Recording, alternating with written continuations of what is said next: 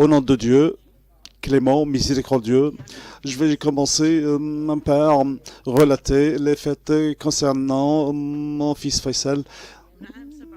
Voilà, depuis 1987, il passait le bac. C'était une semaine avant le commencement des examens. Et on a reçu la visite des policiers. On a demandé Faisal, il a été emmené, soi-disant, au poste pour une interrogatoire de routine. On a fait donc semblant que ce sera vite fait et il rentre chez lui, mais il a été par la suite donc emmené à être torturé au poste de Menzel Bouzelfa dans le Cap Ban, au nord-est de la Tunisie. Voilà, on a appris en famille que notre fils faisait l'objet de tortures atroces. Il a passé toute la nuit dans le poste. Le lendemain, on a appris qu'il a été transféré à Béja, dans le nord-ouest. Donc on a intenté un procès à son encontre avec un procès qui a donc pris la décision de l'emprisonner pendant 6 ans. Puis par la suite, donc cette peine a été ramenée à 3 ans par la suite. Et alors qu'il allait passer son bac, son père était ma sœur dans le mort là même.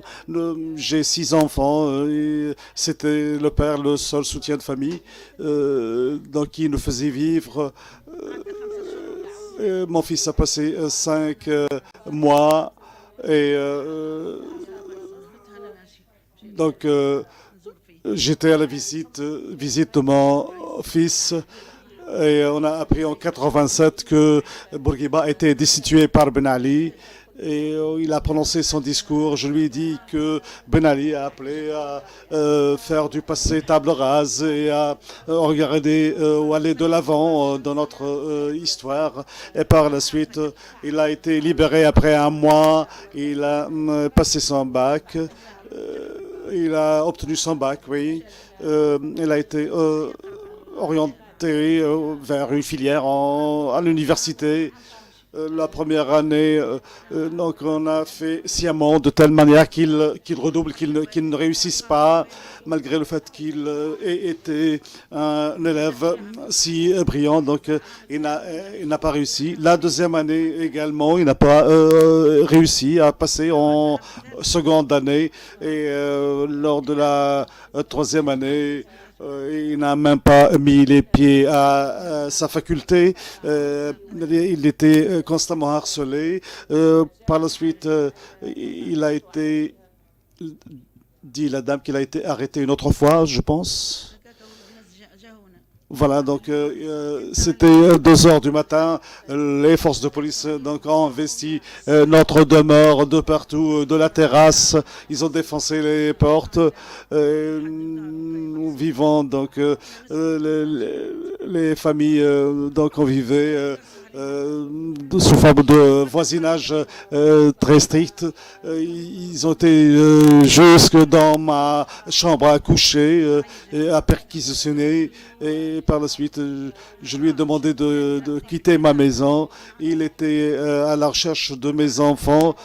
4 parmi mes enfants ils dormaient déjà. On a mis les revolvers sur la tempe de mes enfants. On a demandé à ces policiers pourquoi ils sont venus. Mes enfants sont terrorisés par cet envahissement. On ne comprenait rien ce qui arrivait. L'un de mes fils, il est devenu malade. Donc, il a crié que mon frère a été tué par le président crié et mon fils il aimait tous les autres et par la suite ils ont emmené mon fils Jamel, l'autre fils qui est maintenant avec moi, Jamel, et chaque fois donc on l'emmenait à Nabol Et par la suite, on nous a informé que Faisal a été tué et on nous a donné 3 heures pour rejoindre sa dépouille et la voir.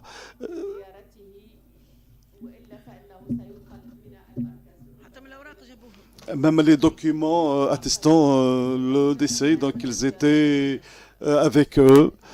Et moi, j'ai demandé une audience avec le procureur de la République. Mon fils donc a obtenu cet accord-là. Ils ont ramené mon fils dans un cercueil. Il était méconnaissable. Personne de la famille ne l'a reconnu. Et même, il y avait des voisins qui étaient avec nous, ses cousins. Voilà, tous, ils étaient d'accord qu'il était défiguré, le visage enflé, avec des œdèmes partout. Peut-être qu'il avait 4 ou 5 jours depuis qu'il est mort chez eux, c'est-à-dire en détention. Donc les plus proches personnes ne l'ont même pas reconnu.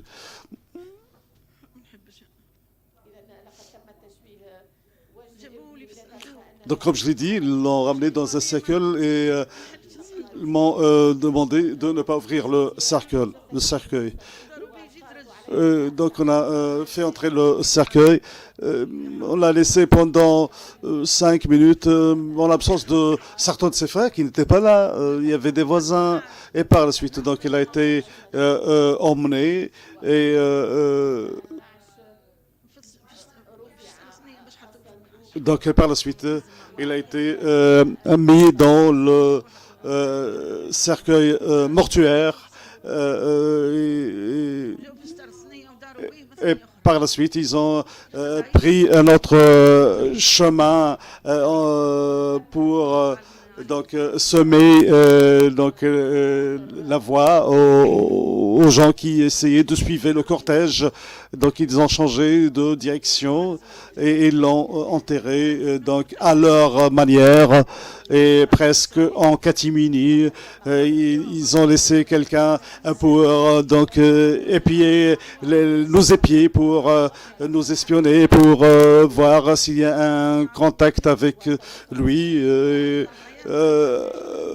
Par la suite, donc mon époux a amené l'attestation de décès et il a demandé qu'on relâche son autre fils, Jamel, et sans lui donner aucune donnée, sans lui présenter leurs condoléances. Voilà, il m'a dit même pourquoi tu ne t'es pas rasé, parce que tu es triste à cause de ton fils, comme s'il n'avait pas le droit de le faire. Et, le père, il est rentré, chaque jour il va à Nabeul, le siège du gouvernorat, à la recherche de son fils Jamel. Et à chaque fois, donc, on niait son existence dans les postes de police, que ce soit à Nabeul ou ailleurs. Il a fait le tour du gouvernorat, aucune trace de mon second enfant Jamel. Donc imaginez, j'ai perdu le premier, Faisal. Et l'autre, il a disparu. Et je ne peux pas même lui donc faire parvenir le couffin de nourriture comme font toutes les mêmes de détenus. Ce dont j'ai souffert est inimaginable et indescriptible.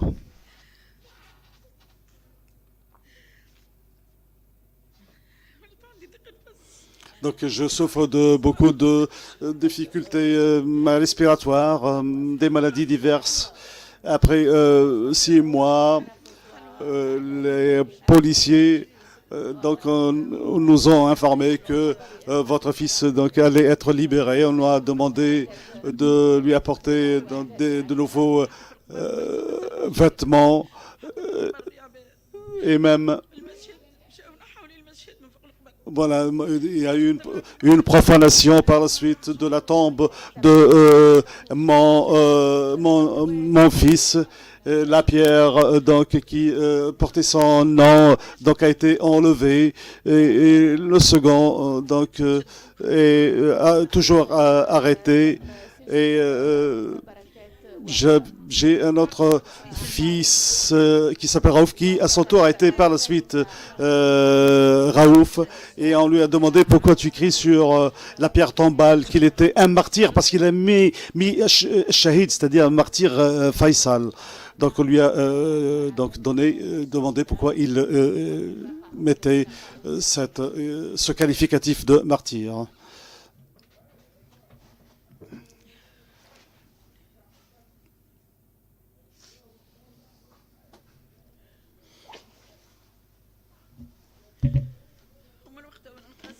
Et depuis, je ne cesse de souffrir. Ils n'ont pas reconnu les causes de la mort de mon fils. Ils ont dit qu'il s'agit d'un accident banal. Je ne les crois pas du tout. Et jusqu'à présent, je soutiens que mon fils a été assassiné, tué par les forces de la police. Voilà, je cède la parole à mon fils pour qu'il puisse continuer le récit.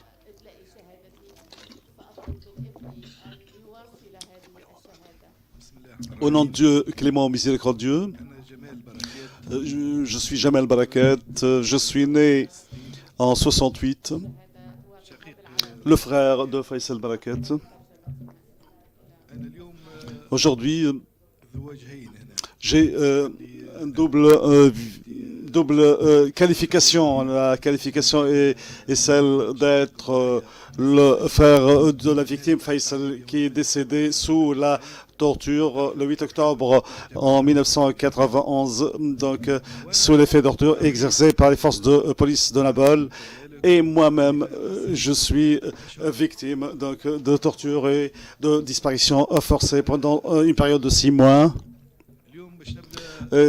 Aujourd'hui, je voudrais commencer par adresser, si vous voulez, un mot, un télégramme de remerciement à tous ceux qui ont contribué à l'élaboration de la constitution du dossier de mon frère, et surtout Khaled Mbarak, un ami, et toutes les organisations de droits de l'homme.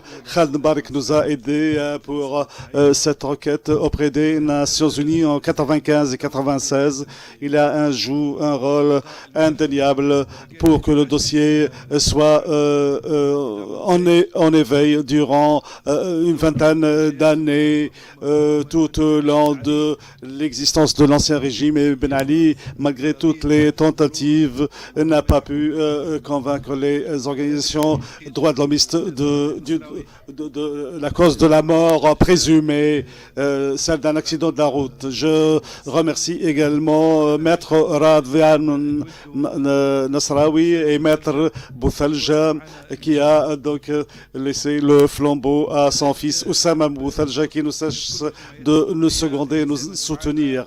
Je remercie également toutes les organisations des droits de l'homme, surtout le Conseil national des libertés, la Ligue tunisienne des droits de l'homme, les organisations internationales des prisonniers politiques, l'association Liberté et Équité. Et je m'excuse peut-être d'avoir omis certaines de ces organisations parce que la liste est trop longue. Les gens, les organisations qui étaient à notre côté étaient nombreux. Et aujourd'hui, donc, en ces moments historiques, je voudrais également, permettez-moi, d'adresser donc on a dit l'intervenant que nous avons fait des apparitions un peu partout dans les médias. Nous avons reçu la visite de Mansouf Marzouk et lorsqu'il a été président, on a inauguré une place publique qui porte le nom de notre frère Amazel Bouzelfa. Je remercie cet ancien président pour ce soutien aux victimes et toutes ces blessures. Donc qu'on essaie d'oublier, d'en minimiser les retombées. Rien, malheureusement, n'a été fait dans les faits, que des promesses. Certaines prétendent que nous avons été dédommagés par des vergers, c'est-à-dire des terrains agricoles, et des millions, mais ce sont des mensonges. Et il y en a qui arrivent à prétendre que Jamel, c'est-à-dire moi-même, je faisais du chantage en utilisant le sang de mon frère. Jusqu'à présent, nous nous obstinons à refuser toute aide, qu'elle soit de l'intérieur ou de l'extérieur, de l'étranger. Voilà, j'ai été arrêté le 1er octobre 91. J'étais neutre, je ne faisais partie d'aucune obédience politique. Mon seul tort était d'être le frère de Faisal. Mon frère Faisal est apparu à l'époque dans une émission télévisée au sujet des événements et des accrochages universitaires à l'époque et surtout la lutte des étudiants contre l'oppression et les persécutions policières. Au début des années 90, il y avait des événements et mon frère donc a parlé dans cette émission, il a exprimé donc son point de vue en disant que les protestations n'étaient pas donc fortuites, il ne s'agit pas de fauteurs de troubles, de criminels. Donc il a voulu donner la meilleure image de ces jeunes protestataires et qu'il s'agit d'un mouvement qui appelle à instaurer la liberté, la dignité, les mêmes donc principes sur lesquels s'est fondée notre révolution de 2011. Faisal Barakat n'était pas un jeune homme normal, c'est un leader du mouvement islamiste Ennahda. C'était depuis son jeune âge quelqu'un qui a passé donc son école primaire, secondaire comme élève. Elle était responsable donc du mouvement islamiste Mazel Bousselva local et même sur le plan régional dans le gouvernement de Nobel. Et par la suite à l'université, il a franchi un palier supérieur en devenant un leader au niveau de l'UGTE, qui est l'organisation islamiste des étudiants. Et donc voilà, le fait qu'il ait apparu donc dans cette émission, ça a été fatal pour lui par la suite et son importance surtout au mouvement Ennahda. Donc lorsque j'ai été arrêté, on m'a demandé tout simplement où est ton frère Faisal, comment est-ce qu'on peut lui parvenir. Et bien sûr, comme toute personne arrêtée, des hommes militants politiques ou bien de droit commun, des insultes, des bastonnades. Ce sont des agissements qui sont devenus banalisés. C'est le pain quotidien. C'est le sort de celui qui tombe entre l'étau des bourreaux. Et ici, je voudrais vous raconter au sujet de l'harcèlement psychologique que j'ai subi, mais également toute ma famille en même temps. Et bien sûr, les autres militants du mouvement Ennahda, parce que tous les témoignages dont on a écouté, on a parlé de la torture, des moyens de torture donc traditionnels. Mais il y a d'autres violations qui sont encore plus graves et plus douloureuse que la bastonnade et que les coups. Lorsque on nous a emmenés au poste de la brigade d'enquête, il y avait un militant que je nomme, qui s'appelle Faisal Garba, qui est une victime.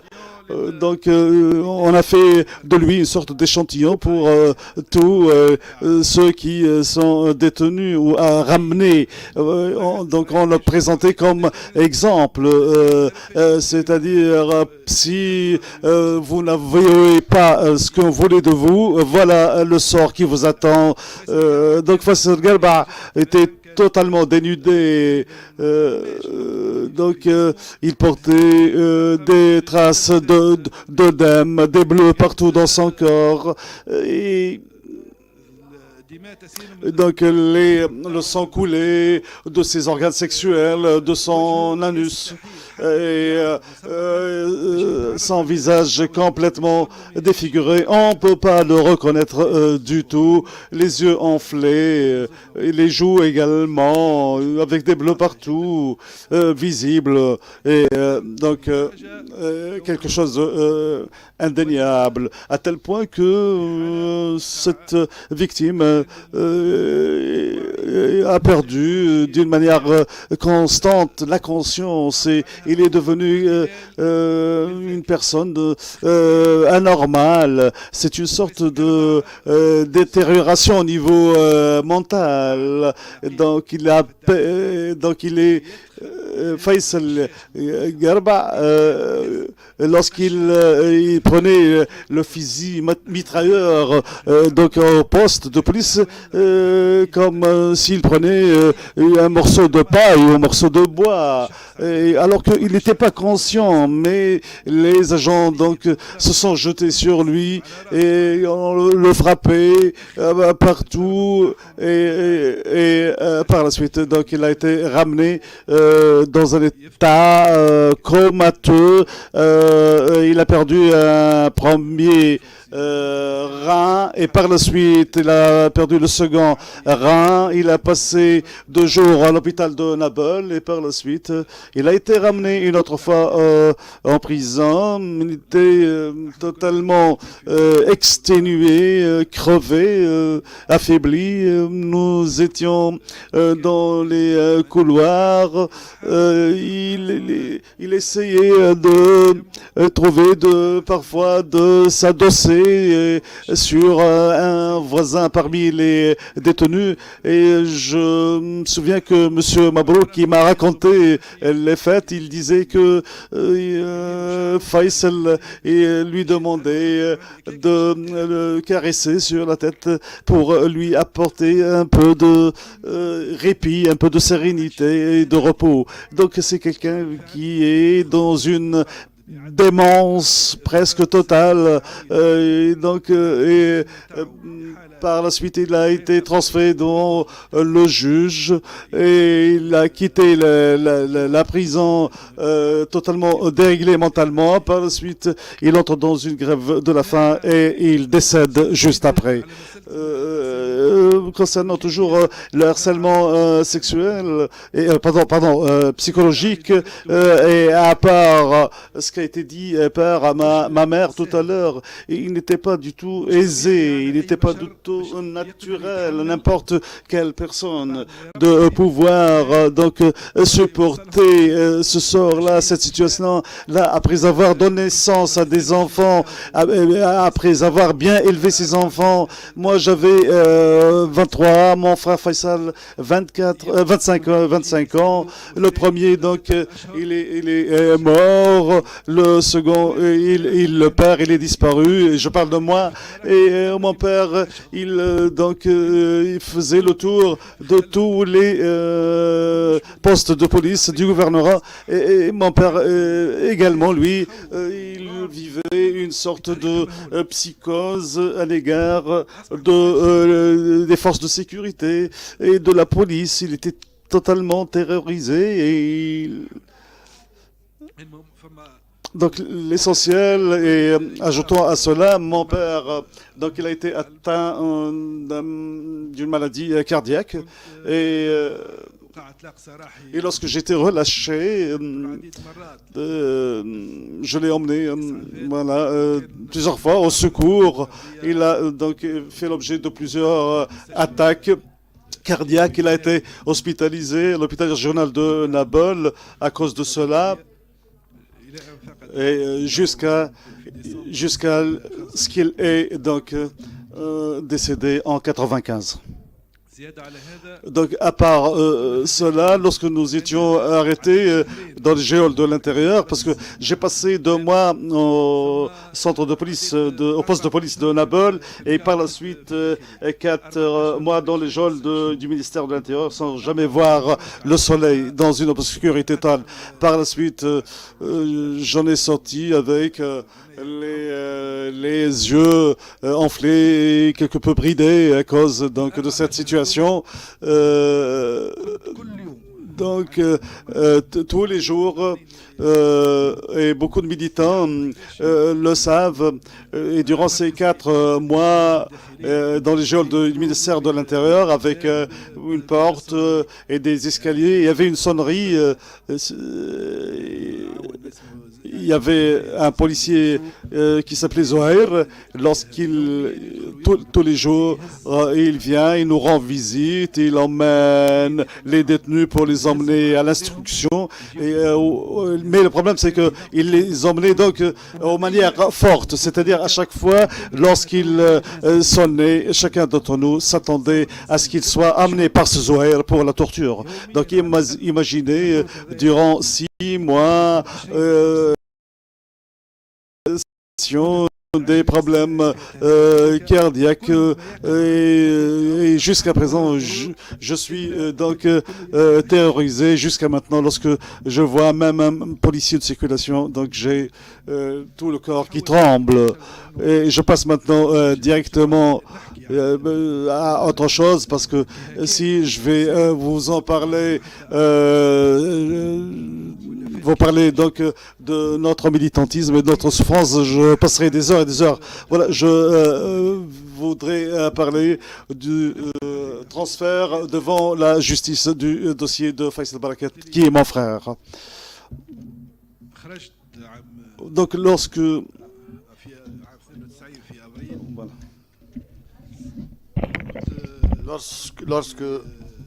Lorsque j'ai quitté la prison en 92, j'ai rendu visite donc au procureur au tribunal de Grombalia et je l'ai informé que je suis témoin de la mort de mon frère sous la torture. Mais il a refusé de m'écouter et il m'a dit « Nous savons ce que nous faisons ». Et à cette époque-là, j'ai contacté notre ami Khaled Mbarak, et qui a vécu avec nous. Donc, il a eu une photo, du dossier médical de Faisal concernant donc l'autopsie du corps. Et dans ce rapport médical de Faisal, donc il était clair qu'il est démontré que Faisal Barakat n'est pas mort lors d'un accident de la circulation, mais il était mort sous la torture. Et je vais donc citer un témoignage de l'un des personnes qui a été arrêtées, et c'est un témoignage qui qui part du rapport du médecin légiste. Et c'est une pièce vraiment importante dans le dossier de Faisal Barakat. Le médecin, donc, était amené au poste de police et il a vu, donc, il a rencontré Faisal Barakat avant sa mort. Faisal Barakat il n'est pas mort uniquement sous la torture et on l'a jeté n'importe où, non, mais le médecin l'a vu et il a parlé de l'état où il était. Et le rapport d'autopsie, il parle aussi. Donc, il a donné le rapport d'autopsie. Et donc, dans ce rapport, vous vous contenterez d'écouter, vous allez comprendre comment était la dépouille de Faisal. Donc, la tête tuméfiée, tout le visage était tuméfié, et puis du sang coagulé. Du côté droit, la main droite et le bras droit, donc enflé, et au bas du dos, donc enflé, et des bleus, donc l'appareil génital aussi, des bleus sur les genoux, le pied gauche, donc était égratigné, et donc beaucoup de bleus. Donc au niveau du rectum, des blessures profondes et déchirures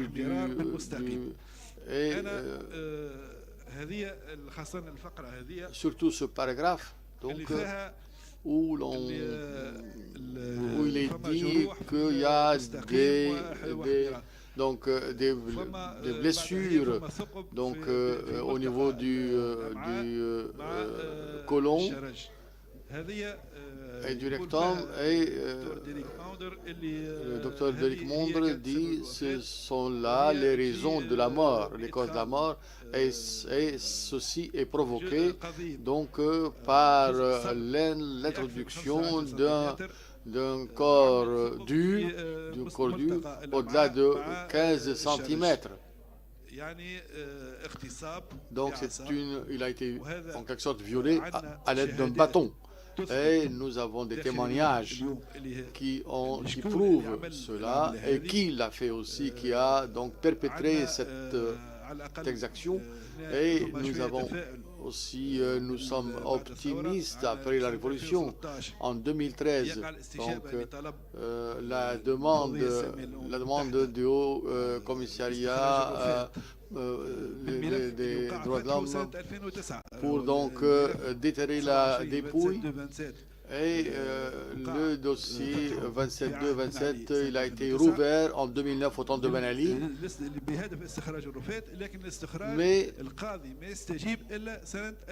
mais le juge n'a donc pu obtempérer qu'en 2013, parce que notre demande était claire, c'est donc satisfaire la demande du Haut Commissariat des droits de l'homme. Et donc il fallait déterrer la dépouille en présence de médecins étrangers, et les médecins qui étaient étrangers, qui ont été désignés par Amnesty International, et 3 autres médecins qui ont été désignés par le Haut Commissariat des droits de l'homme de l'ONU, et ces 4 médecins ils ne se sont jamais rencontrés, et ils ont donc conclu à partir des rapports qu'ils ont eus qu'il est impossible que ces causes-là sont donc résultat d'un accident de la circulation. C'est plutôt le résultat, c'est l'atrocité de la torture. Et ils sont tous unanimes à dire que la raison de la mort, c'était le trou donc au niveau du point de rencontre entre le côlon et l'intestin grêle. Et c'est ça qui a causé la mort. Mais Ben Ali insistait qu'il était mort suite à un accident de circulation, et constitue des comités. Nous avons des rapports qui démontrent qu'il y a 10 rapports au moins qui ont été présentés à Ben Ali concernant le dossier de Faisal Barakat, et aussi autour des réponses que peut présenter l'État tunisien concernant, donc, ou bien pour répondre à toutes les demandes et les exigences du commissariat des droits de l'homme de l'ONU. Et tous ces rapports étaient donc présentés à la suite de commissions de droits de l'homme, avec des ministres de la justice, avec des spécialistes en médecine, tels que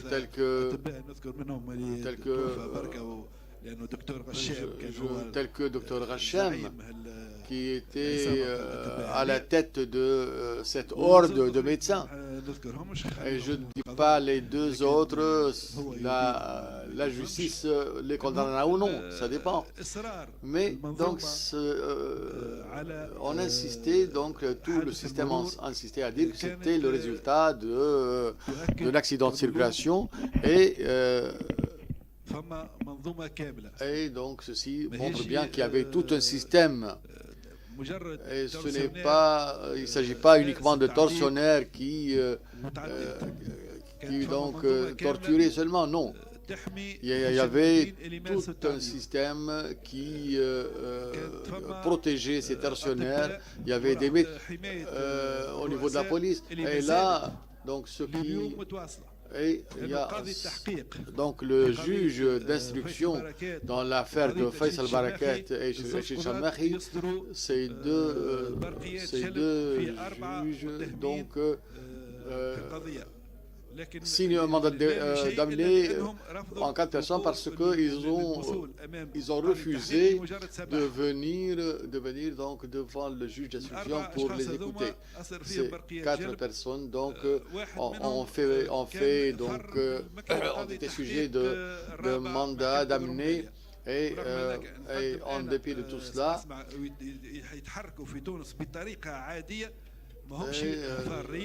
ces juges donc sont toujours à Tunis, ils habitent toujours là et là. L'un d'entre eux, pendant le mariage de sa fille, j'ai préparé donc une lettre que j'ai envoyée à Monsieur le Président de la République, le Président du Parlement, Monsieur le chef du gouvernement, Monsieur le ministre de la Justice, le ministre de l'Intérieur, le secrétaire d'État et le gouverneur de Sfax parce qu'il résidait à Sfax.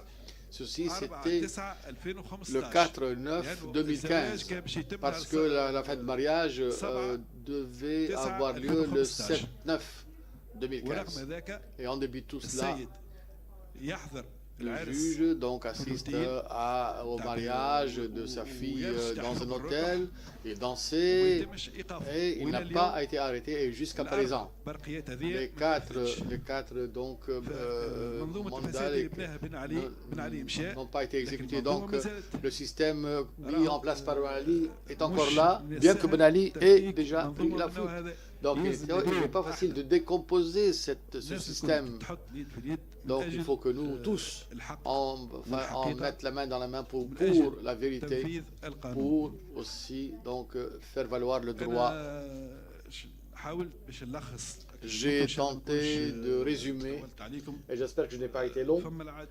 Et il y a beaucoup d'autres éléments, mais je me contenterai de cela parce qu'il y a des militants qui attendent leur tour.